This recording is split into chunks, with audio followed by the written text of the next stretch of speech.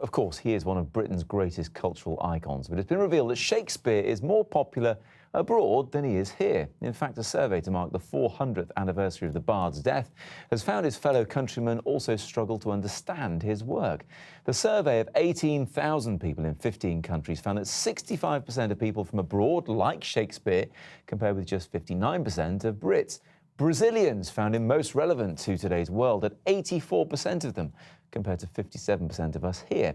And Indians are top when it comes to understanding Shakespeare. 83% of Indians said they do, far more than the 58% of Britons.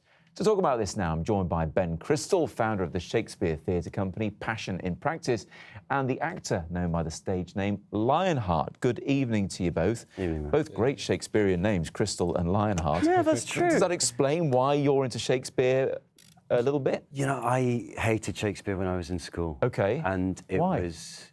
I think it was because it was so out of context. You're giving him on the page, and it was only when I started acting it, learning it by heart rather than rote by mind, that it all clicked into place. Is this your experience as well, Lionheart? It's the way we sort of learn about Shakespeare first in school from the written page. Definitely. I think when you're presented something in a different way than school, like in school, the curriculum was pretty much, here's Shakespeare, learn it, enjoy it, that's it. When you're presented it in a way which, for me, allowed to affect my poetry as well as my stage performance, I saw the genius to Shakespeare. Something clicked. Something clicked and something connected with me within his words. Because it's still regularly shown on stage and screen. It is very popular with a certain number of people. The latest version of Macbeth, released late last year, it shows that there is still a market for Shakespeare, of course, but perhaps more so around the world. Why do you think that is, Ben? I think it's partly to do with the way that we introduce our younglings to Shakespeare, teaching them that immediately they must be examined on it, that they must study it before they get any chance to play with it,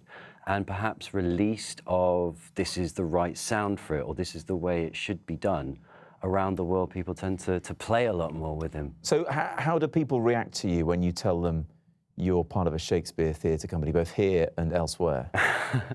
Well, you know, I consider myself really lucky to be able to get to work with this guy every day. It's a lot of people from my grand's generation right through to my nephew's generation. They have an antipathy, a slight wariness of Shakespeare, and it's been a joy to be able to run around the world and try and make him accessible without dumbing him down. And how about you, Lionheart? How do people react to your passion for the Bard?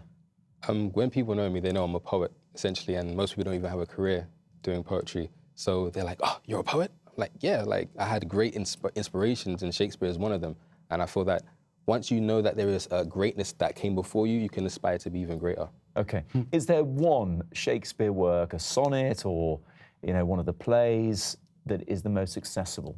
The most accessible. Which is the best way of getting into it? If you had to go and see one at the Globe, well, what would you go and see? So this weekend I'm curating the British Library's birthday celebrations on Saturday, and I've invited companies, not your stereotypical companies, but people to give their responses. So we've got Jean Brown is coming to give a sonnet. Okay. Trevor McDonald's coming to give a sonnet. Trevor McDonald, okay. But we've got Grey Eye, the disabled theatre company. The company works with disabled actors, and they're going to do Assigned to Be or Not to Be.